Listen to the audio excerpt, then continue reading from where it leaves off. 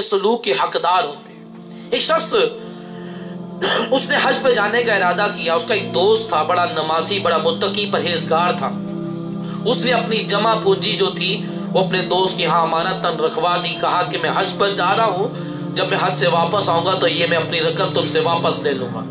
वो जब हज से वापस आया तो उसके दोस्त का इंतकाल हो चुका था। उसने अहले खाना से कहा कि मैं अपनी जिंदगी भर की जमा पूंजी अमानतन इनको रखवाई थी। तो अहले खाना ने ला इल्मी का इजहार किया कि हमें तो नहीं मालूम कि तुम्हारी रकम वो कहाँ रख गए हैं। अब ये बड़ा परेशान हुआ कि जिंदगी भर की जमा पूंजी मेरी, अब ये बंदा इंतकाल कर गया, कैसे मिलेगी ये। तो एक बुजुर्ग के पास गए।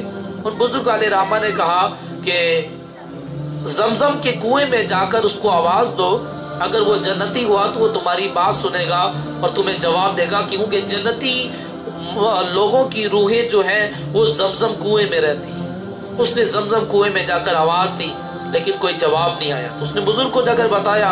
उन्होंने इन्ना लिल्लाहि व इन्ना इलैहि राजिऊन पढ़ा।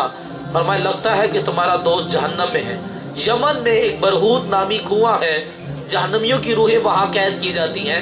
वहां जाकर उसको आवाज दो, अगर वो जहन्नमी हुआ तो वो तुम्हारी बात का जवाब देगा। उसने जाकर रात के तीसरे पहर में उस कुएं में जाकर उसको आवाज दी तो उसने जवाब दिया लब्बैक। कहा कि मेरी रकम किधर है। उसने कहा कि फला जगह जमीन में दबी हुई है, वहां से अपनी रकम निकालो। उसने कहा कि तुम तो इतने दयानतदार, इतने अमानतदार हो, तुम तो नमाजी, नेक, मुत्तकी, परहेजगार थे, तो जहन्नम में कैसे दाखिल हो गए।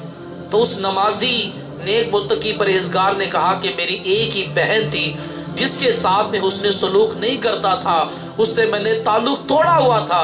बहन के साथ हुस्न सलूक ना करने की बिना पर मुझे जहन्नम में दाखिल कर दिया। तो करीबी रिश्तेदारों के साथ हुस्न सलूक करना ये बहुत जरूरी है। ईताए ज़िल कुर्बा, अल्लाह कुरान में शायद फरमा रहा है कि अपने करीबी रिश्तेदारों के साथ हुस्न सलूक करो। फिर हुस्न सलूक के हकदार जो होते हैं ये बीवी बच्चे होते हैं। लेकिन आजकल हमारे माशरे के अंदर मियाँ बीवी के प्यार को अच्छा समझा